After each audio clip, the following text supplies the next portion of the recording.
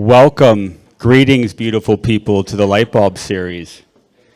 I wanted to start off with a little story about a young schoolboy who was really struggling in school, and some of his teachers didn't think he could learn. But in fact, he may have had a little hearing problem. I'm going to get back to that story in a second. My name is Frank Bonafilia. I'm the executive director of the Edison Awards.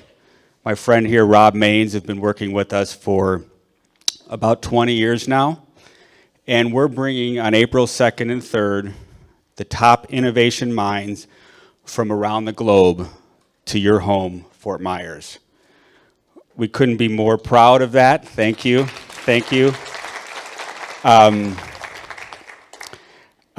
We couldn't be more proud of that, and we couldn't be more proud to be here in partnership with the Collaboratory and putting on this Lightbulb series. One thing about the Edison Awards you'll find out is that innovators have to be resilient. They're consistently failing forward, having to wake up. They're creating things that have never been created.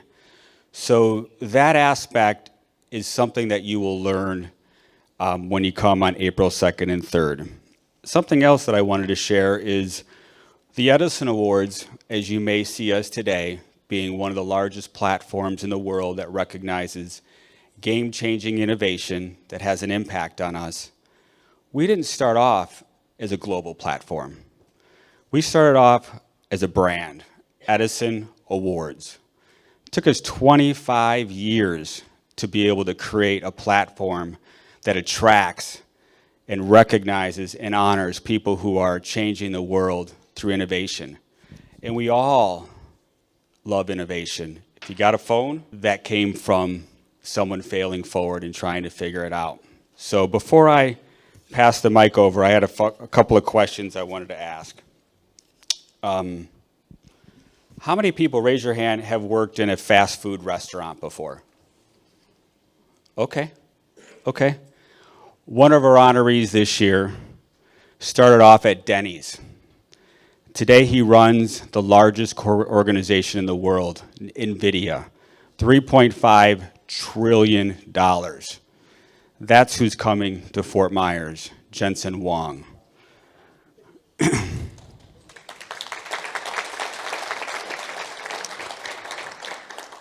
Raise your hand again. This isn't as always as nice, but how many people here have had an impact from a friend or family member of cancer?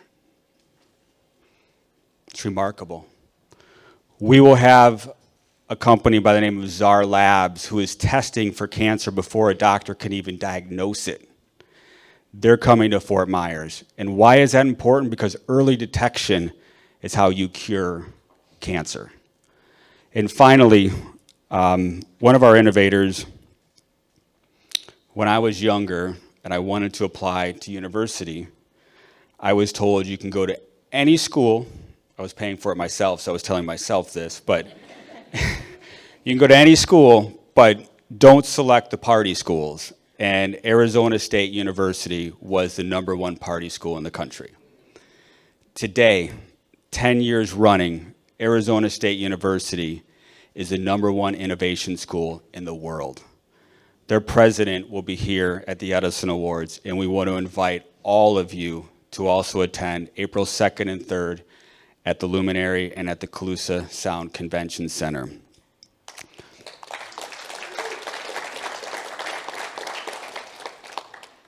Now back to that little boy. If we would have given up on that little boy who was having struggles in grade school because he was hard of hearing, we would not have that electric light system. We would not have the research and development laboratory. We would not even have recorded sound because that young little boy was Thomas Edison. So when we think about resilience, we all have to be resilient in our lives. Innovation, the DNA is part of it, is resiliency. So I'm very excited to be up here today to listen to this esteemed panel, to be partners of the hardest working person in the group, and Christin, for what she's created, and to partner with Dawn and the Collaboratory and all that you guys do for the community. So Thank you and enjoy. I'm going to pass this over to the boss here, Dawn. Thank you, Frank.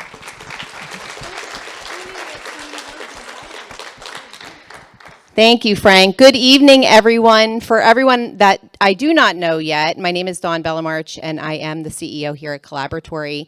I am thrilled to welcome you to our Edison Lightbulb Series event, Resilience, People, Place, and Philanthropy. It is so wonderful to see an incredible group of leaders and partners from our community here today, so I really thank you for being here.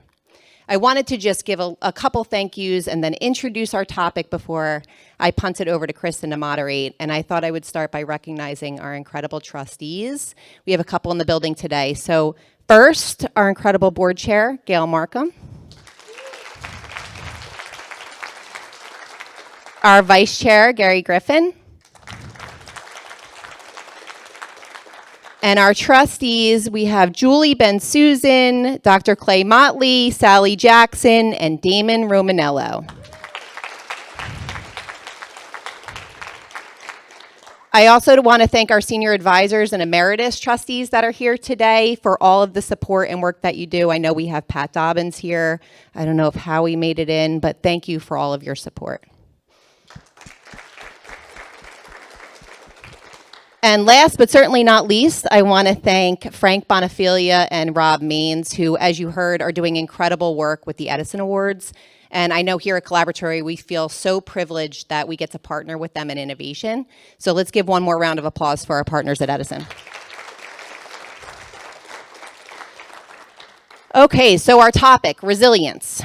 Resilience, and I say this from a healthcare background, is certainly a term that I think most of us have heard over the last I love that ringtone, Pat. A lot of attention over the last decade, but quite honestly, it's more than just a buzzword. Resilience is the capacity to withstand or recover quickly. It's our ability to rally during challenging times and to step up and keep going despite multiple obstacles, i.e., hurricane after hurricane after hurricane after hurricane. We chose resilience as the topic because it is truly an important component to creating sustainable human beings, businesses, communities, and systems. We cannot achieve big things without becoming resilient, and the best way we can do that is together.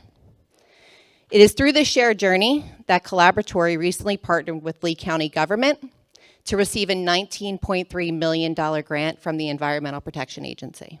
Thank you. This community change grant supports resilience. Resilience hubs that tackle challenges related to disaster preparedness, stormwater improvements, and the launch of a needed construction sector pipeline, which will help us grow one of our biggest growing, we think, industries here we have in Southwest Florida. So it is huge. It is a huge win, not just for our community, but it's a huge win because it was driven by our community. Most of the feedback in that application that the team put together and the partnership that we have is really driven by feedback that we got from people that came through this building to tell us what we need and how we can become more resilient.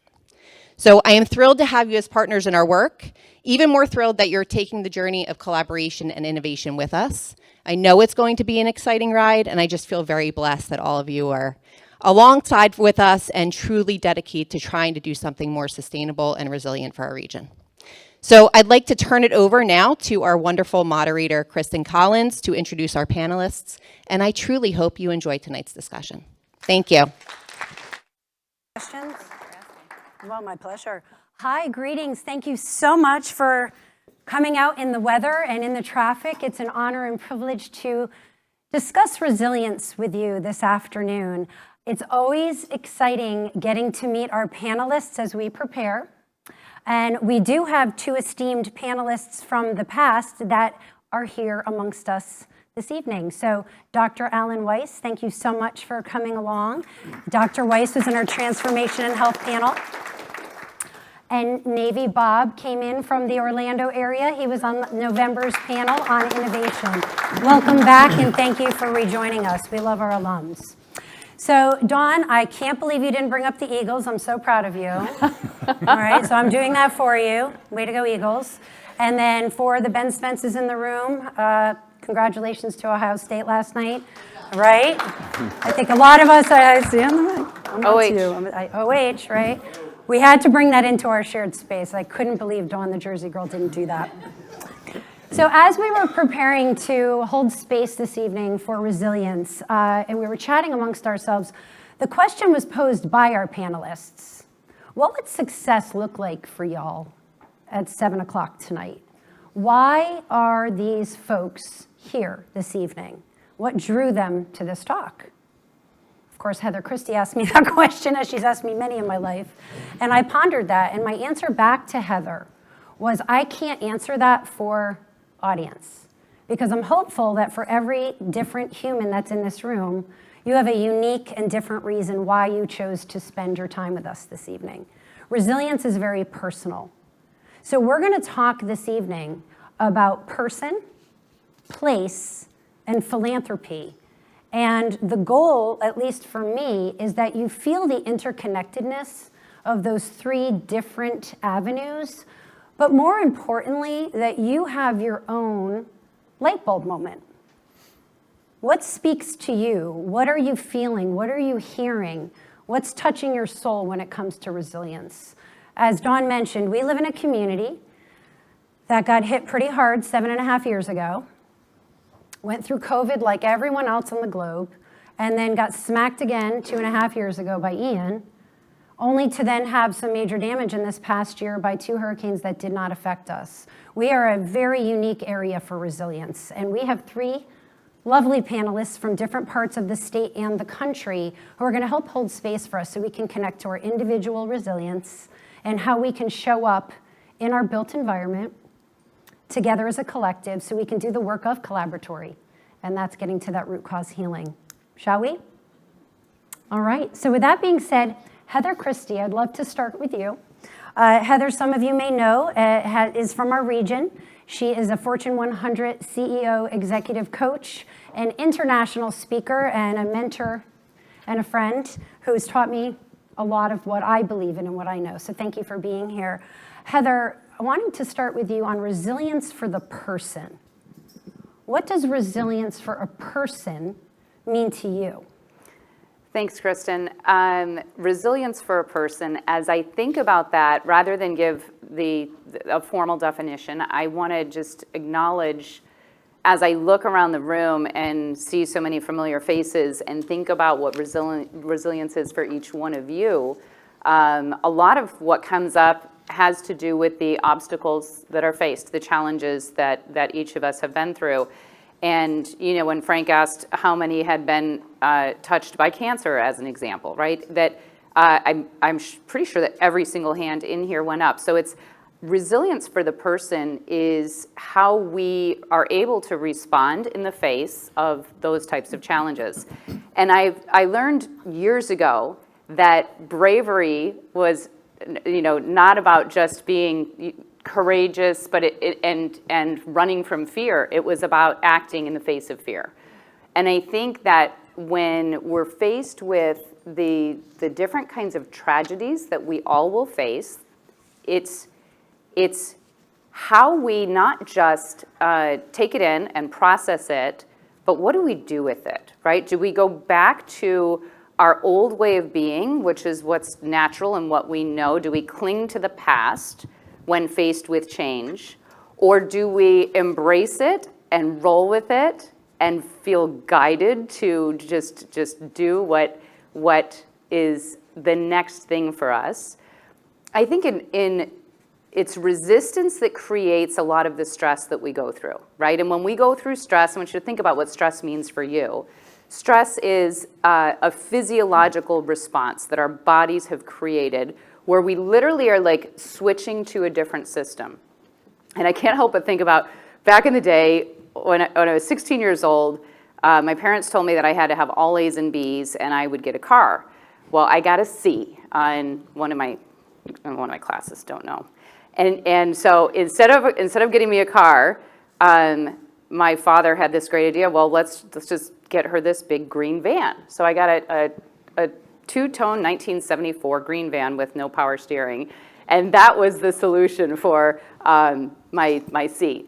And of course, it was thrilling. It was so exciting. Well, that car had a switch between gas tanks. It had 2 gas tanks, because if you ran out of gas in the one gas tank and you weren't responsible enough to fill it up, you flipped the switch and you got to the second gas tank. Well, that's what I think of when I think of a stress response and what happens with the body physiologically, is it literally like switches to a different gas tank to turn on different aspects of our body so that we can survive in a moment of stress. So when you think of stress, I want you to think of survival, because literally when you're in a state of stress, you're in a state of survival. You're running off of the sympathetic nervous system, which does all kinds of things to change your physiology. It helps us to narrow our focus. Our heart rate increases, our blood moves to our extremities. Like, we are ready to flee, to fight, to do something. And that's what happens when we're faced with a lot of the challenges that we've all been faced with.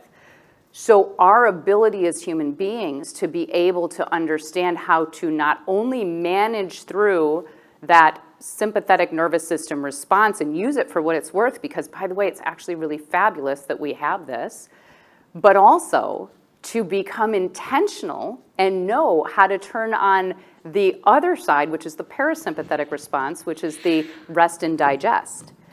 And so how we are resilient as human beings has to do first and foremost with knowing ourselves, right? The more you know about you, the more you know about your triggers, the more you know about how you act in the face of those obstacles, the more you can begin to tap into things like, oh, how can I be more intentional and turn on my parasympathetic system instead of just run with this stress response, which can move from acute to, unfortunately, long-term stress, which is no good. So we can talk more about that. But it's about understanding that switch to what gas tank are you running from? Was said person that got you the van in the room? Yeah, he's over there. I thought so. We'll talk to him later about that, Dale. Thank you for that. And so, Jeff, I'd love to go to you next to talk about what resilience means to you within the context of place. Heather went ahead and touched on as the individual. Take us to what resilience means to you with place. Okay.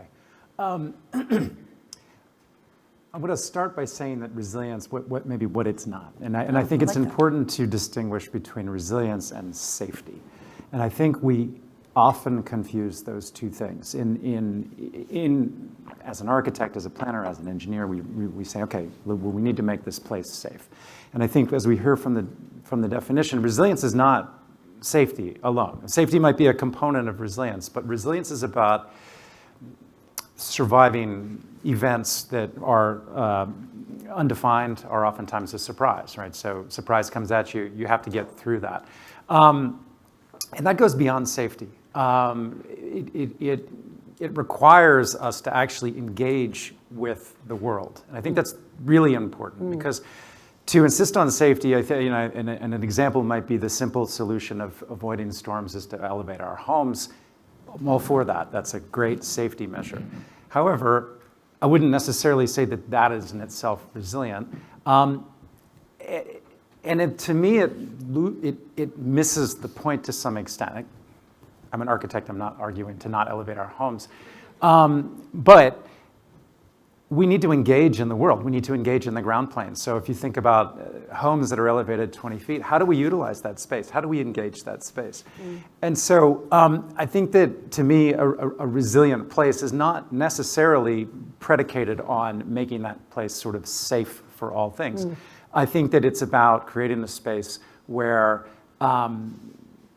we're free to choose. We're free to make our own decisions, to engage the world as we as people. And I think the example of the switch, of having the kind of capacity to make decisions when you need to in the moment is really important. And so another example would be places where we have heat waves. One way to deal with that would be to ensure that everybody has air conditioning. That's a very important aspect of dealing with heat waves. However, we also can design our buildings to be more climatically tuned, to engage a range of temperatures. And there are lots of places in the world where engaging hot climates is not a terrible thing. And so I do think that resilient places are places where we engage. And I think think about the places in your life that have mattered to you, places where you travel, where you want to be. They're not oftentimes, I'm venture to say, they're oftentimes at the beach. And so there are places where we are at that edge of sort of interchange between systems. There are also places that cities, old cities, places that have been through generations of people sort of scratching their own way of living in that world into that surface and then transforming it a generation later and transforming it a generation later. So that, to me, that's resilience. It's that kind of living in the moment and knowing that you're part of something that's going to continue to strengthen and evolve as time goes on. Jeff, I was so excited to ask you a question that I didn't even introduce you. After you got going, I was like, wait, I forgot to say. Jeff is joining us from the University of Florida. I know many of you are Go Gators, where he is the director of fiber, and he does work around the state, and specifically here in Lee County, and was part of the group that did the application for the $19.3 million that we were granted in this region for resilience. So thank you for that, Jeff. Before I let you off the hook and turn this over to Barbara, I would love it if you can cite an example for us of a place that you feel has been resilient and why that place was resilient, in your opinion. It's like the question of which one do I choose? There's a lot. I'm going to pick one that maybe nobody's ever been to before. It's this is just coming to me. We didn't prep this. The Shilin night market in Taipei. I was in graduate school and we did a study there. And the reason I'm thinking of that is this is a place that's politically pretty charged. There's always attempts to tear it down. We studied it because it's this incredibly rich kind of urban market that exists. And the thing that I found so interesting about it was in the morning, if you go there at 7 o'clock, it's a road. And commuters are flying by on scooters, and there's people selling food on the edges. And there's lots of pedestrians on the sidewalks because there's so many cars. Well, as the traffic slows down, the pedestrians kind of start to push the cars out. And all of a sudden, the traffic gets to be so much that the cars decide that it would be better not to drive on this road because there's too many people. So at that point, the pedestrians take over. And then, of course, the vendors say, well, great, so we'll start to take a little more space too. So they start to crowd in off the sidewalk and into the road. By evening, the vendors have taken over the entire place, and it's completely this kind of warren of different activities going on. And then everything shuts down, they hose it down, and they start over the next day. And the reason I bring that up is that, it is a contested space. It's a space of it's probably, you can imagine people are fighting over it all the time. I mean, it's a constant kind of battle. But I think that it's one of those things that every day that kind of contest happens. And that to me is the kind of richness of resilience. And again, it's not always easy. And I'm not saying that everyone wants to live in the apartment above the night market. But the fact that that exists, I think, is one of those places and it's persisted for a very, very long time. Beautiful. Thank you for that example. Those are qualities of resilience in place. So thank you for that. Barbara, we welcome you from the City University of New York, and thanks for coming down out of the cold to be in Southwest Florida with us. We had the pleasure of meeting Barbara a number of times on our explanation sessions for Collaboratory. So one time I got on to host that explanation session, and there were 14 people from around the world. Stacy Mercado and Gina and I thought we were getting hacked. We're like, where are all these email addresses coming in from around the world? Only to get on the Zoom, and there's Barbara, and she's holding space with her fellows from literally around the globe. So Barbara, thank you for being here today. I want to get into your work at the City University in a little bit, but I want to start by asking you the same question. What does resilience in philanthropy mean to you? Thank you. So when Christin first spoke to me about doing this, I decided I'm going to go for it, I'm going to do it, and then she told me what the topic was, and I said, okay, what is resilience in philanthropy? What does this mean? And I started thinking, and I started poking around a little and reading a little bit, and I ended up pretty quickly deciding that I had to decide resilience for whom, resilience for what. So I sort of saw resilience, I'd see resilience at two levels in philanthropy. if we're talking about the practice of philanthropy, it's the question of how you do it, and are you doing it well, and do you need to make changes to make philanthropy continue to work? And I would say that academics, researchers, people in the philanthropy world who are doing it or researching philanthropy really think philanthropy could use some change. And in thinking about what's going to make it resilient, it has to not involve doing the same thing the same way we've done it in the past. And so resilience there really means rethinking what works. And part of what works may mean flexible grants. It may mean long-term grants. It may mean that you hand things over to your grantee partners who used to be recipients or grantees and now they're partners. Rethinking the way you work in philanthropy. And the resilience there really, I think, is necessary if philanthropy is going to continue to do good and to do well. So I started thinking, okay, that's one level of philanthropy and resilience. Again, just looking forward and looking at what works and looking at what adaptations you need to along the way in a different world. People are talking about decolonization in philanthropy. They are talking about really spend down, not in perpetuity, but really to thrive, you need to be flexible and you need to think forward. And then I started thinking about, okay, but the work of philanthropy, that's really not about what I've just described. The work of philanthropy is about the communities you affect. And it's about the people whose lives are involved in what you do with your money. And there, resilience really comes down. And in a way, I could stop after Dawn said something earlier because she talked about a community change grant. And that gets at the heart of, I think, what resilience in philanthropy also means. It's working with people and resources locally, letting communities be the drivers of what they need and how they need to do it. And resilience, as a few people have defined the notion, I think, Frank, you said something about failing forward. And the ability to risk and the ability to really see what changed, not in the face of adversity that you just get to where you were and you get that far, but really thinking about how do you move the needle to a new place and how do you make that community a better one through gifts, through grants, through all the kinds of things that when communities and philanthropists work together. And I will just, you'll hear in a minute that, well, I'll talk a little bit about my work, but community is at the core of the kind of philanthropy that I tend to look at and work with people on. But it can be very broad. It can be community foundations. It can be many other things. No, let's go ahead. I'd love you to go ahead and dive into the work that you're doing at the City University.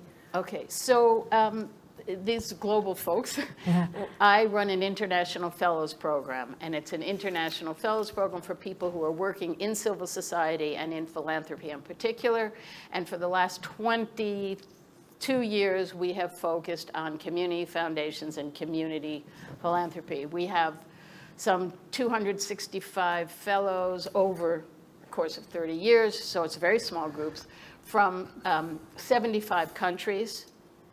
And so I have the privilege and the honor and the pleasure of working with people who are testing a lot of things on the ground, either building from the ground up. Everyone does philanthropy, everybody has helping, but when you look at the kinds of things like giving circles that we talk about in this country, or pooled funds, it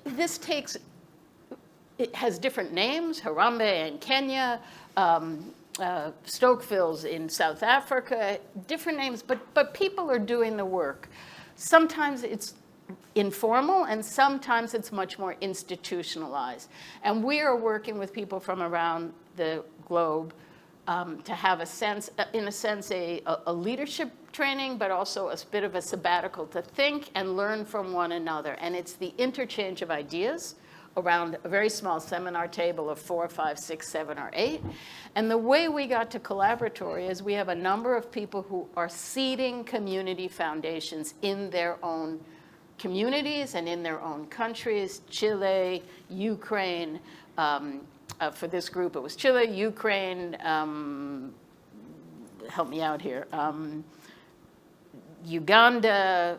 It was a very diverse group. And everybody's looking for innovation, and they're looking for ways of not just, oh, you have a donor, they bring money, they tell you what program, or you describe a program, and then you get to do it, and there's a little bit of time, and maybe you have a nice outcome. And we, at the City University, at the Center on Philanthropy and Civil Society, are looking for who's doing things differently, who is actually building resilient communities, and who is engaging their communities to be part of the solutions. And I had heard about them Southwest Central Florida Community Foundation. They were doing SDGs, that's a really big issue, and then we learned more as you moved over to Collaboratory.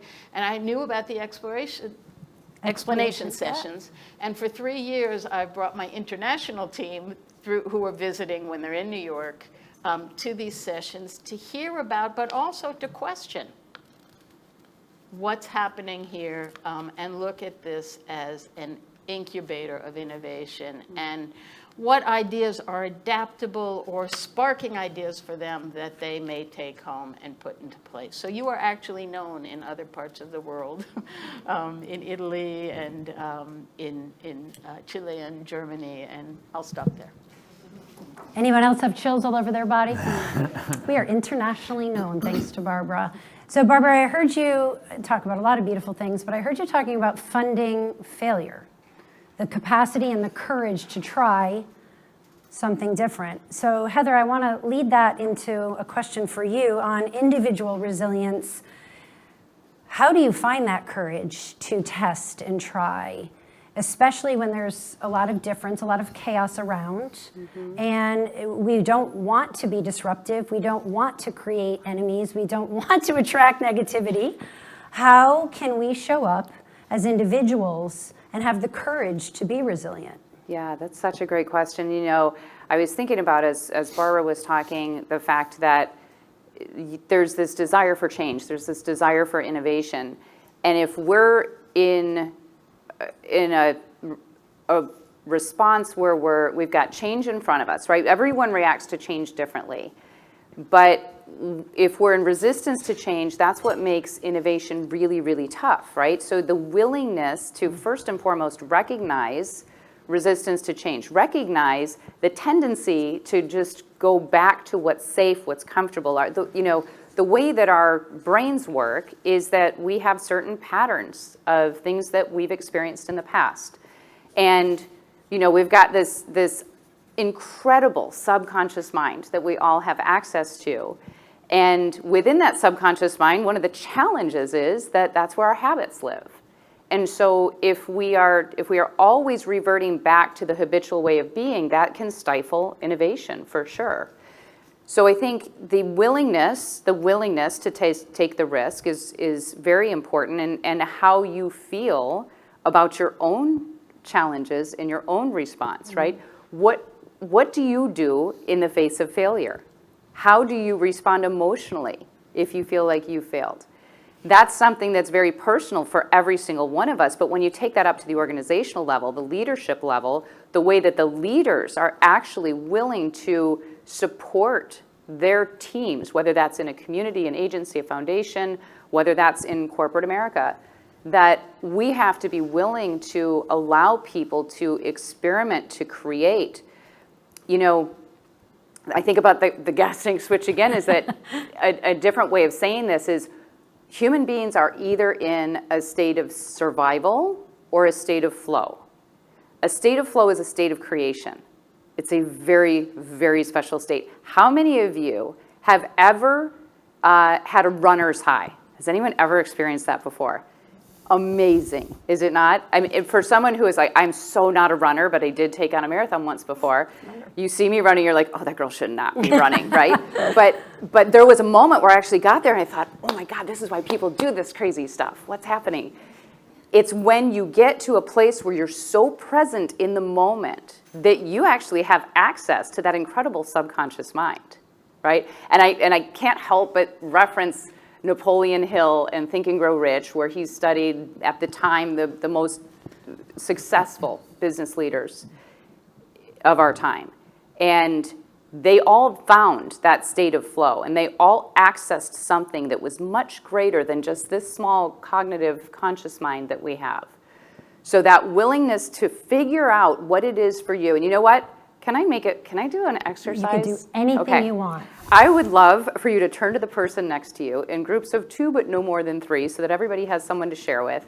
I'd like you to tell the person what is the time that you can remember that you were in your best flow state. What is it that you were doing? It could be running or some sport that you're in. It could be some artistic thing. It could be writing. It could be working. It could be community. Whatever it is for you, I want you to actually not just tell the person, but remember what it felt like when you were in that moment. And we're just going to do like 1 minute, really fast. Listen, trying to get these people back together. Yeah, We'll give you 2 minutes. so you just have to promise me that you'll come back. Enjoy. But let's give 2 minutes time. Can we do that? Yes, 2 minutes please, time, back please. and forth. We'll chat up here too. Tell the person next to you when you experienced flow. What were you doing? How did it feel? Go. I think our mics are on. Are we still up? Flow. You got to tell, you mean that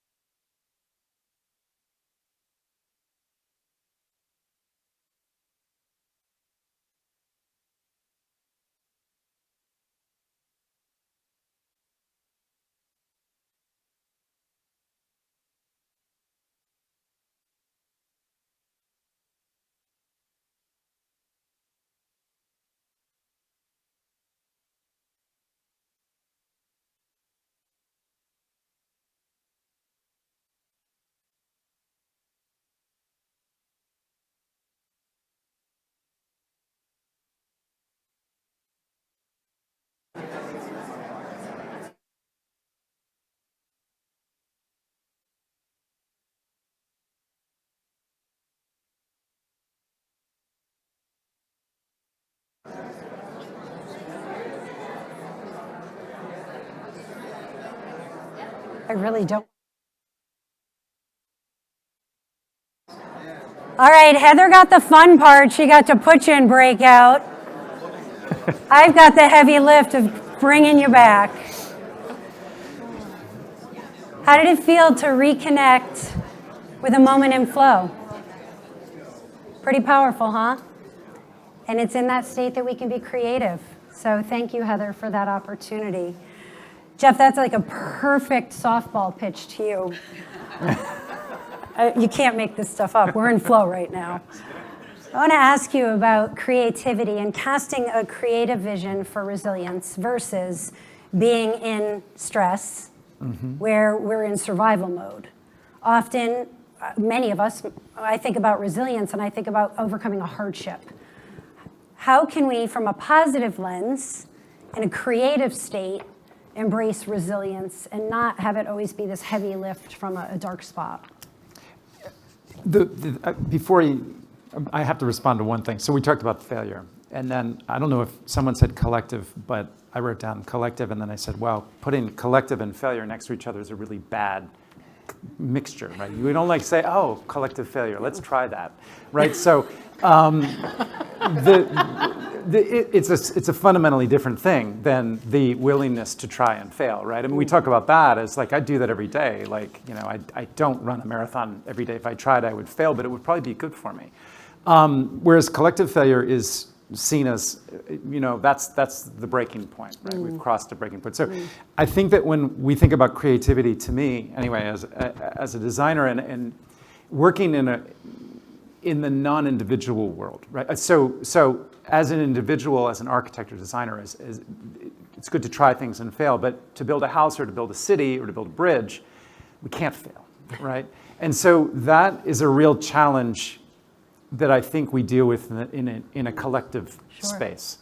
And so design thinking, which is a real kind of a process that I think we practice in a sense, and I'm just thinking this through, is it's a way to fail without actually having a bridge that fails, right? It's a way to practice failure, to engage that in your practice, and to bring it as much as you can in. So design thinking really there's a fundamental process of empathizing, right? Hearing and engaging a community or people.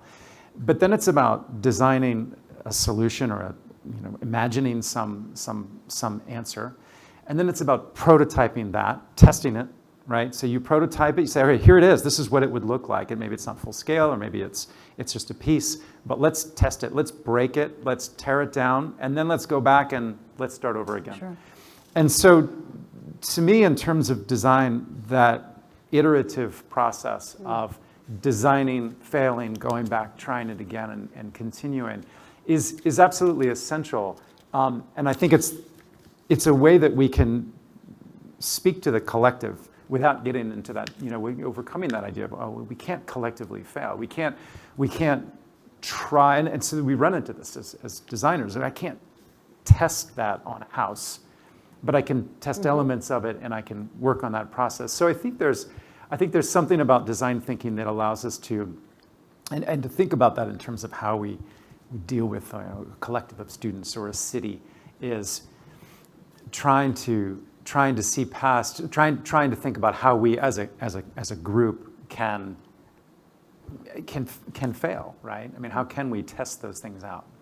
Love it. And I know that you do a ton of work with Collaboratory, and John and Tessa, who are with us tonight, along with the Economic Development Office here in Lee County.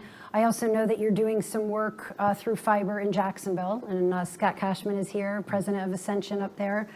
Talk to us a little bit about that modeling of Twin Cities and how you're able to come from that creative space instead of this heavy negative. Yeah, I think if you're referring to these digital twins that we're Yes. starting to develop. So this is a new element of research where basically building, it's what it sounds like, a digital twin of a system, right? That is also sensor driven, and it's kind of live. So you can use it to sort of really not only model a system, but actually sort of work a system.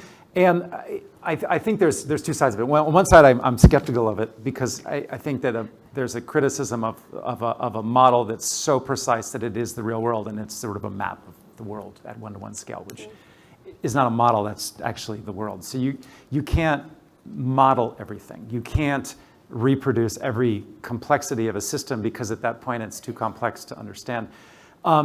So how do we see the abstraction? How do we use a system like that to work with? So we really think about it less as a sort of precise, exact replica of a system, but more as a way to build scenarios, to test future ideas, to build consensus around ideas. So as a way to say, we're pretty confident that this is a way, this model will allow us to envision 5 or 6 different future scenarios or 50 different scenarios.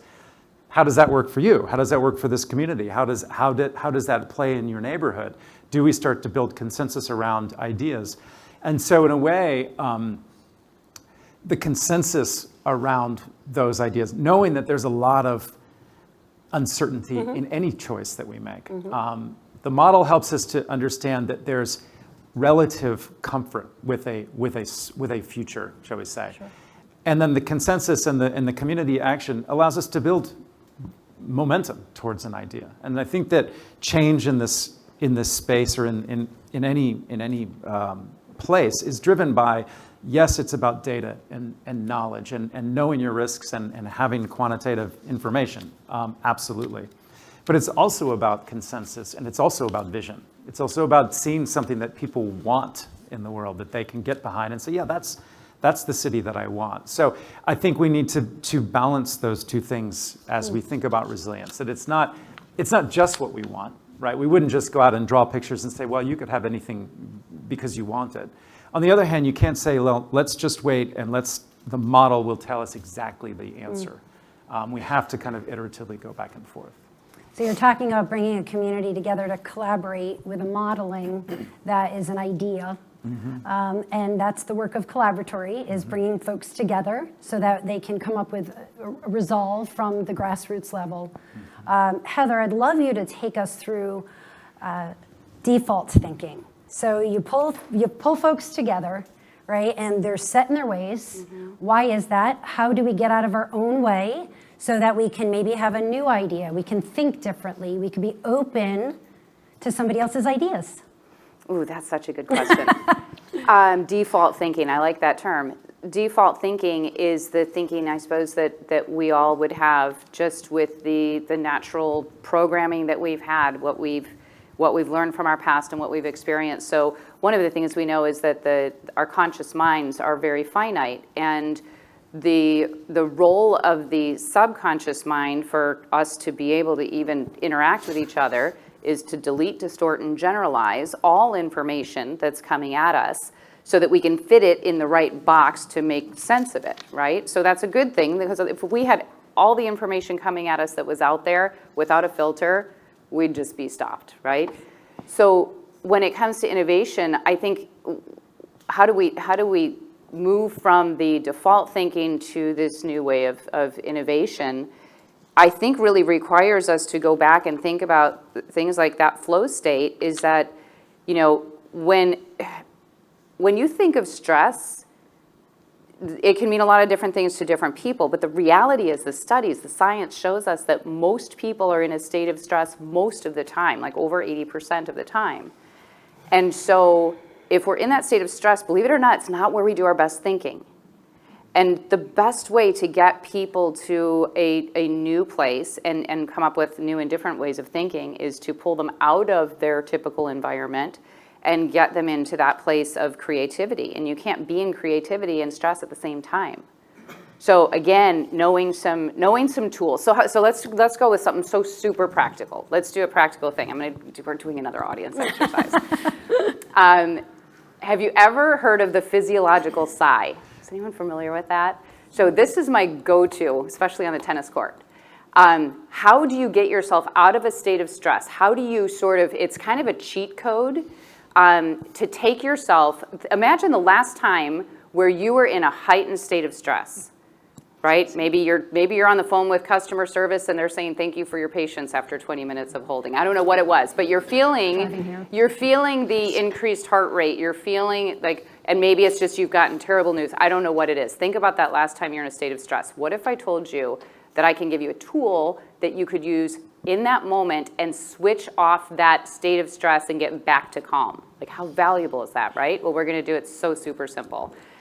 You take 2 breaths.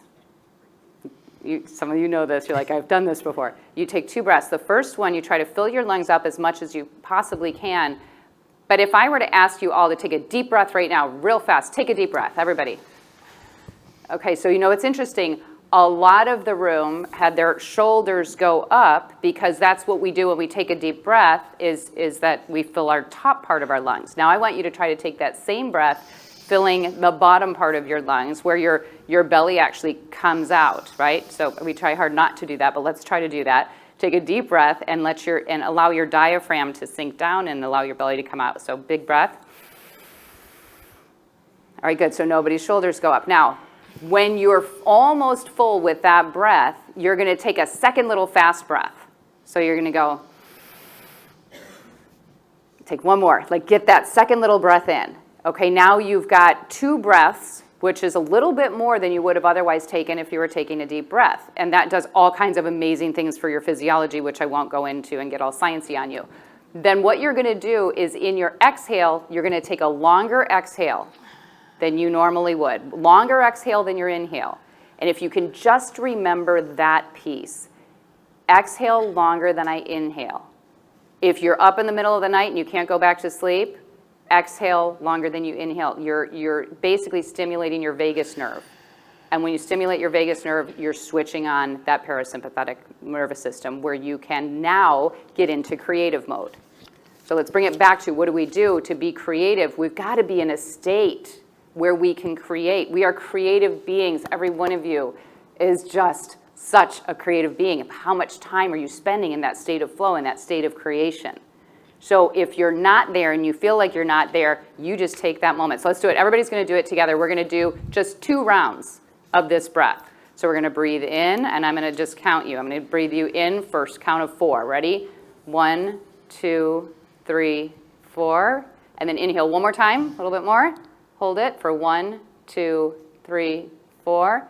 Now you're going to exhale. 1, 2, 3, 4, 5, 6, 7, 8, if you can. Okay, one more time.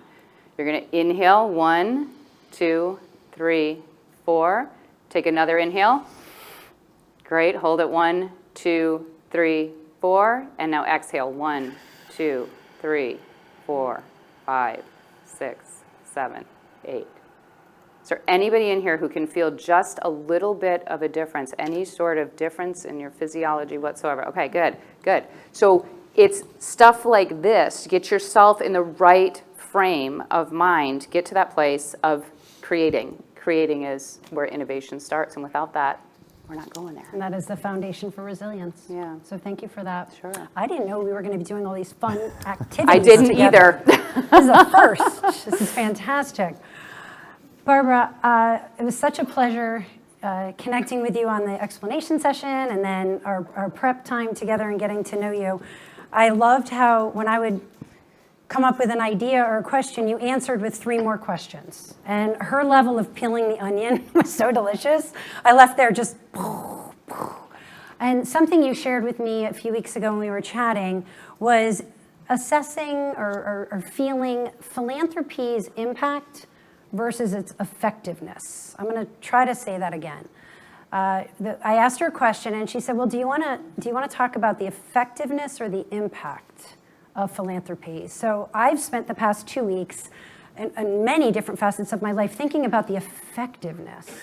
Because to me, effectiveness brings maybe failure, right? And we're measuring impact all the time.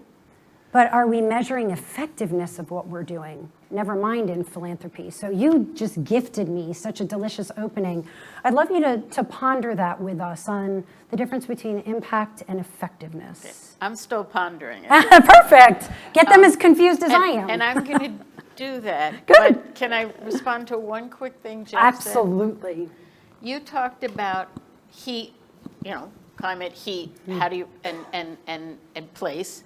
And you talked about, AC is one solution, and climatically sound building or thinking, green walls, lots of ways that you can build to AC. When I was thinking and looking into resilience and thinking about social resilience and how important community and community spaces, because they go together, are, apparently in heat waves, in communities like Detroit and some of the real inner city areas where you don't have air conditioning and you don't or in a blackout and where heat becomes a real problem.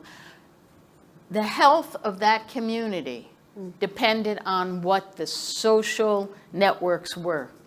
And those who had good social networks and good social spaces did better without AC than people who did. And when you were talking about that, I said, okay, now we can talk about social resilience as another example of what to do to treat heat. So I just had to throw that in. Well, thank you, because we have a lot of healthcare leaders in this room today, so thank you for that.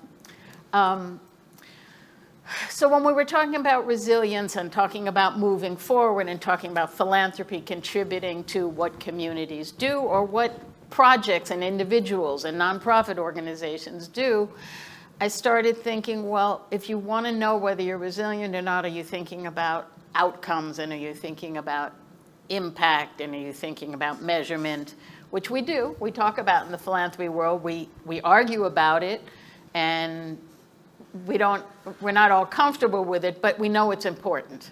And we know that numbers are important, and especially when you're making your cases.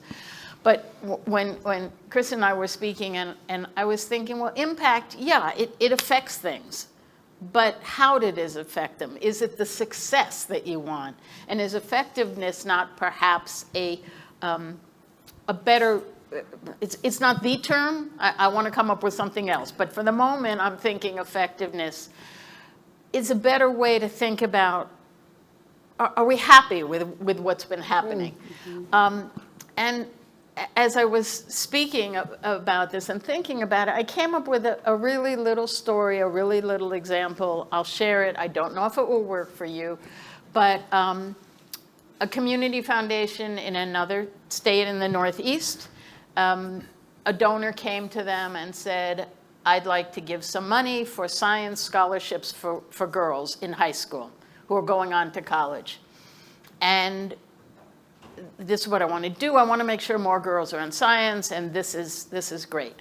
And the people at the community the staff at the community foundation sat down with this individual and said, great, but tell me more about why you want to create this scholarship. And the woman who was doing it said, well, because I want to make sure there are more girls in science, and I want to get them into the science programs in the college. And the community foundation said, we understand your aim. The staff said, we understand your aim, but if you're in high school and you're a science major and you're going into college, those colleges are already going to be giving you money. You're exactly what they want. If you want to get girls to stay in science, you start with the 6th graders or the 5th graders who are moving into middle school and are just about to deal with all the implications of noticing, oh, how does the boy in my class see me if I'm the smart science girl? And they talked to her about it, and they said, there are something maybe we can do to keep those girls who are interested in dolphins and in horses and all that. And they ended up coming up with a program for kids at that just starting middle school age. And they worked with a local zoo. And they got the girls working behind the scenes, maybe one Saturday a month, maybe 2 times in the semester. And they got them to help feed the animals and be there at a birth and be there. And the feeling was that grant, I mean, they know because they've tracked some of those girls going on. And so they are measuring. But just rethinking, this isn't, maybe there's a resilience down here, but doing things in a way that have the impacts that you want and thinking about what those are. And this to me was a great example of taking a really good idea that wouldn't have done very much and making it more effective. And that was my Round of applause for that one? Love it, yeah. I think so. Barbara's in flow. We have never done this before, but I would love it if you 3 would look at your scribbles. So we had a lot of fun for the half hour before getting to know one another. And I said, I'd really love you to just listen to one another and be inspired by one another and feel free to react to that. And so they said, can we have a piece of paper and a pen? And I said, absolutely. So while you're looking at your notes, and I want to give you a moment to speak to something that you scribbled, we're also going to have about 10 minutes left for your questions. Where is Dawn Bellamarch? She has the microphone in hand. So in about 10 minutes, if you have a question, we'll have Dawn come over with that microphone. Thank you. So to put you on the spot, totally am doing that. What's a scribble that you would like to share with us? Heather. Sure, I'll go first. You're so resilient. I didn't scribble this one because I was just totally taken by the story. And what it really made me think of is the fact that the recognition that you had the result that you were after, right? You had the big idea, and here's what we want to accomplish as more girls in science, right? And going to university. And so the fact that you were able to go backwards and say, what's the why behind this, right? What matters to us? I think has a lot to do with innovation generally is slowing down to speed up. And one of the things, any of my clients who are in here in this audience know me to be just relentless about what result are you after? What is it that you truly want and why do you want it? And it's really about taking the time and spending more time than you ever thought you needed on the clarity around the result, because the minute that you've got clarity on the result, like real clarity, not just a number or a final solution, but the big picture, the story behind it, right? It's the story that grabs the heart, and if the heart's not aligned with the brain, you're gonna work a lot harder, right? So really getting clarity on that result is gonna tell you exactly what you need to do in terms of taking action, right? And that's where most people go first, is like, okay, I wanna have this, what do I need to do? And you get going on the actions. But there's a really important piece to the puzzle that most people don't spend enough time on, is who do I need to be? What are the beliefs that I need to have in order to do this work to accomplish this new thing? There's a new way of thinking, and you heard this here, right, in this story, is that there was a new way of thinking about how we get people engaged, when we get people engaged, and so there was a belief system that was challenged and that was overcome. And so I guess that would be my scribble that I didn't scribble, is for every one of us, as we're thinking about innovating anything, if we're thinking about making real change and the kind of change that matters, first and foremost, let's examine our belief system, because our belief system will be a direct mirror for our current results. I promise you that. So you want to change results, you got to go back and change the thinking. When you get the thinking right, you can then take the appropriate actions to go after the new results, but you can't do it without changing the thinking. So examine those belief systems. Can't make this stuff up. Beautiful. Thank you. Jeff, what are your thoughts? Well, I wrote down layers of ideas allowed to flourish, and I think that is similar in a sense that, I don't think that the work of resilience or cities or places, any of these things are ever finished, right? There's no, we solved it. And so every time you solve the problem, you reevaluate what the problem was in the first place, and then you come back and you solve it again, and you solve it again. In some cases, those are 50-year increments. Some cases, it's 10 minutes, depending on what the scale of the problem. It reminds me of the concept of wicked problems, which I think is similar to that wicked problems, like there's tame problems, like we want to put a person on the moon. That's okay. We see the goal, either we accomplish it or we don't. But solving poverty or public education is not a problem that has a. How do you define the solution? How do you define success? And success is going to be changing depending on who you ask, of course, and as you go along. So every different group that you sit down and say, all right, we're going to help you solve your problem, first you have to figure out what the problem is. So to me, that layering of solution is really what I'm after, I think what a lot of us are after. Beautiful. John and Tessa, are you guys finding that in the work of the coalitions? I saw your heads nodding back there. I'm sure that's an everyday occurrence. Barbara, did you have any scribbles you want to share? Well, I did my AC one, but what Jeff just said raised a question for me, sorry about that, which is about structures. And do we need to change the structures if we are going to be, is resilience reliant on changed structures? And I'm not sure that's always the case, that you need to change structures, but I think sometimes it is. Whatever caused a failure, yes, you can rebuild, but can you change the outcome the next time if you haven't changed the underlying structures? And those may be social structures, they may be governmental structures, they may be economic structures, and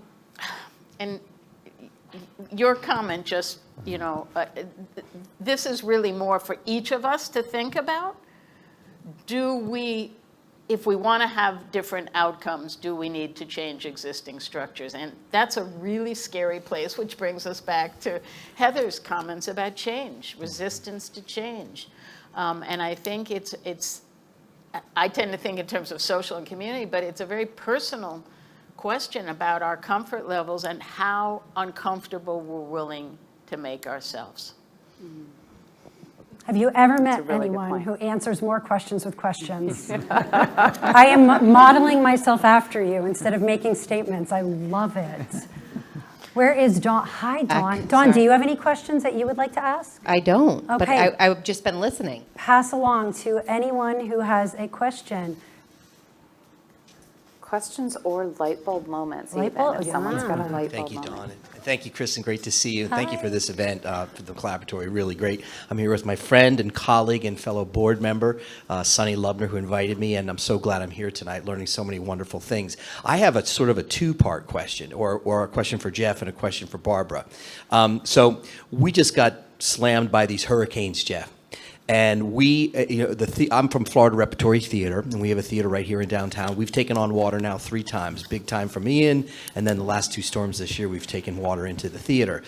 What suggestions, or where would you tell us to look to find more a way to keep the water out of our building?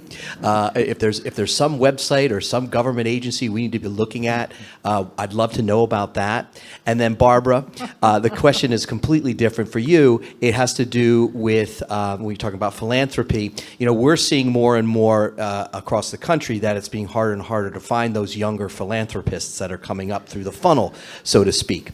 And we desperately, we survive just like every other not-for-profit on not just ticket sales for us in this case, but the generosity of those folks who support us. So what would you, in terms of being resilient, where would you tell us to go or look, or how could we potentially mine those new philanthropists that are coming up through the system? Hopefully they're there. Jeff, I'll take it to you first. I mean, it's a good question. I mean, I think there's some really, the example that pops into my mind is they're called something like water walls or something that in Tampa. You might have seen when the storm was coming in Tampa, they've got the hospital, and they're like, these walls are going to hold back a 20-foot surge. And I was like, I don't know about that. They look like plastic. I mean, they were plastic. And it turned out it was a graduate of our program of the architecture school who designed these things. And he went off and he started working for the hospital. And somehow or another, they put him in charge of this. They're like, we are in a really bad spot. And over time, he designed these things. And so that was, I mean, impressive. And they worked. And they worked because they were intelligent. They were not meant to look massive and super, like they weren't giant pieces of concrete. They were thin pieces of plexiglass. They just had anchored them, instead of anchoring them from behind where you'd have to really push, anchored them from the tension side. And so they, long story short, they were held up by the weight of the water. So, water's really heavy. So if you had 20 feet of water sitting on the wall, the waves aren't strong enough to knock the thing over. So brilliant. So yes, you can look at a technical solution like that. It's still scary. But I think the way, I guess the other way of looking at it would be to do a real serious, thorough evaluation of the height that you have to work with. What's at level 1? What's at 2 feet up? What's at 3 feet up? What's at 4 feet up? And how much can you handle? Right? I mean, I think there's flood proofing, but the idea that you would flood proof the entire building is probably really cost prohibitive, right? So I do think, and this gets back to my point of like, is the only solution to elevate everything 15 feet off the ground? And I would say, not necessarily. And one of the things that we did last semester, I taught a studio on resilience hubs here in Lee County, and the students are working away on the resilience hubs, and I've been fairly lax with like, okay, well, you don't have to go all the way to the level 5. Well, then you got hit by 2 storms during the semester that the students are designing. So I'm like, I feel like an idiot. So guys, we do have to go up to the maximum. And they're like, but you told us we didn't. was like, well, now you do. But I cut a deal with them. I said, okay, 20% of the building is going to have to be at the absolute top level 5, 20%. The other 80% of the building is up for you to decide how valuable, how much risk are you willing to take. And it was really fascinating because obviously, like a porch doesn't have to be at the high level. Why would you want it to be?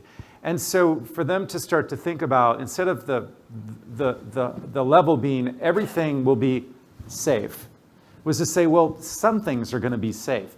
But then there's this whole interstitial zone of like where life actually occurs, which is generally between the ground and about 10 feet up, right, the first floor, that we need to engage that space. And so I think really thinking, and you might say, well, our entire theater is there. But I don't know how much you can think about that. How can you sort of really start to interrogate that space as making it useful, even if it's somewhat vulnerable? I think vulnerable is a really interesting word, right? We were using the word vulnerable earlier.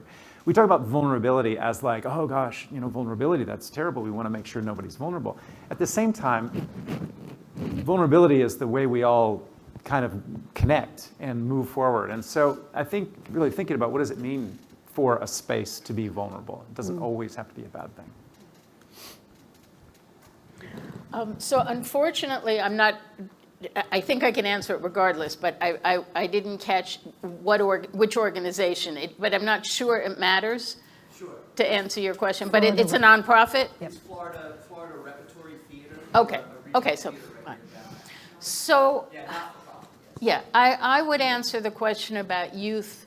This would apply to more than just, the theater, although that gives me a sense.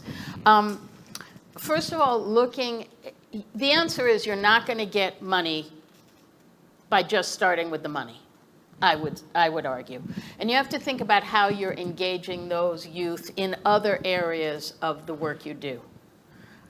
People give when they're invested, and I don't know that you have a board and that a youth board would be appropriate, but do you have a youth board? Because you get young people involved in making decisions about an organization or giving input, they're going to be much more likely to give. How do you raise money? Do you raise it in sort of, by check or by whatever? Do you use SMS texting as a way to get money? Are you using youth-friendly ways to actually bring in your money? But this notion of, involving, and especially if it's a theater and it's something community, are there ways, so do you invite them in to either be involved in the programs, to be involved in some of the decisions about what those programs are, be involved in other kinds of decisions? When the theater's not in use, is it possible for it to be used for concerts or for other things that they feel more are speaking to them? So I guess my answer is think about them as part of your community and then asking or raising funds, I think, would be difficult. And if it's, about the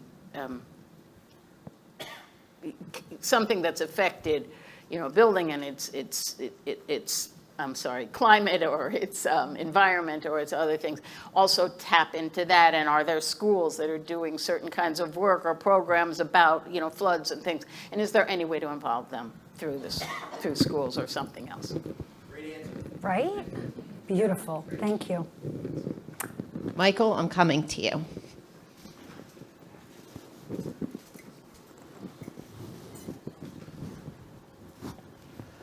For the invitation, Dawn. I appreciate it. Thank you for your insights. Tremendous. I'm Michael Zahabi, and I'm a retired investment banker, and currently I'm a professor of finance at FGCU. I'm curious as to what you think the impact of AI on resilience would be, and whether this is going to stifle creativity, whether it's going to improve it. What's it going to do to us? Go, Heather. Yeah, I'd love to go. look, this is just my personal opinion, is that I think that, well, it starts with our belief systems around AI, first and foremost, right? Do we fear it? Are we excited about it? Are we a little bit of both? But I think that what I've seen so far in the business world has been absolutely tremendous about how people have really engaged with AI as sort of a counterpart to develop and create. And there's no, like, here's what I love about AI. You get a conversation going with ChatGPT, as an example, there's no fear about the questions you're asking or how you're asking them. So people who maybe weren't always comfortable having the conversation with a colleague or a boss or a mentor or whoever, they are, I've seen, way more comfortable just putting it out there and collaborating with AI to come up with new and different ways of thinking, different solutions. From a marketing perspective, I don't know if you guys have seen this in all of your businesses. How many of you are using AI in some way, shape, or form in your business right now, just out of curiosity? Okay, that's most of the room here. You know, the ability to connect and create has been tremendous. I think that there are some obvious fears that people have of what AI could become, and if there is a danger, especially, you know, the jobs that are potentially going away. But I also think there's probably a lot more that are even going to be created with this new technology. So, you know, I think it starts with how we believe, you know, what we believe about it, and how much we embrace it. But yeah, that's my 2 cents for right now. Thank you. You guys think anything? While Dawn is sprinting across the room, I'm going to ask in closing after this question for us to think about our individual light bulb moment. There may be a test.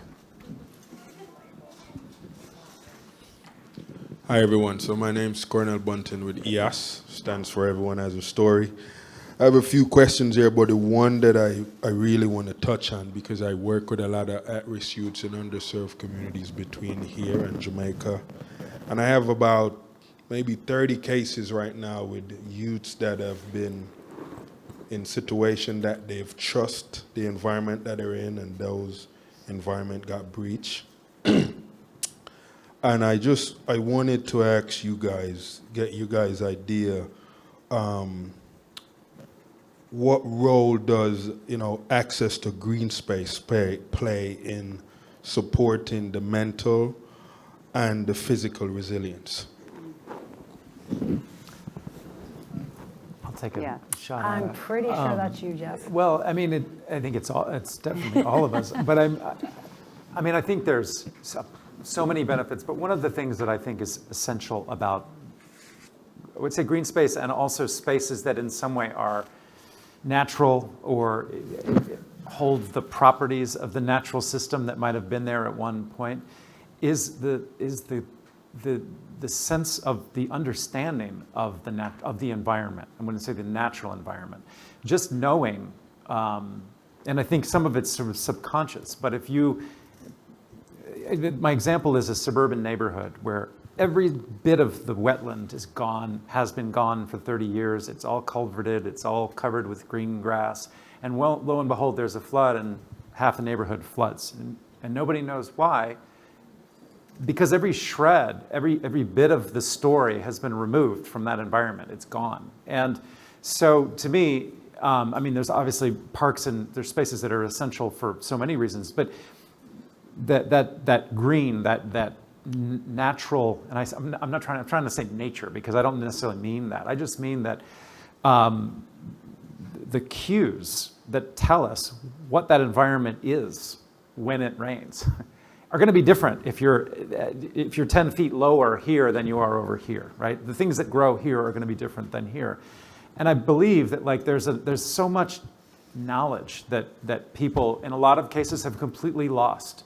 And that sort of embedded kind of place-based experiential knowledge is really important to resilience, to our knowledge of place and where we kind of reside in the relationship to these natural forces. So I think it's absolutely essential. Thank you for that, Jeff. Thank you for that question. Ladies and gentlemen, we are so grateful that you chose to spend this early evening with us. And Jeff and Heather and Barbara, thanks for coming in to inspire us with our Edison Lightbulb moments. Mark your calendar, March 4th is our third and final Lightbulbs series of this season. And we're gonna take you, first we did Leading Through Innovation with Navy Bob. Today we did resilience, and next time we're going to talk about reimagining.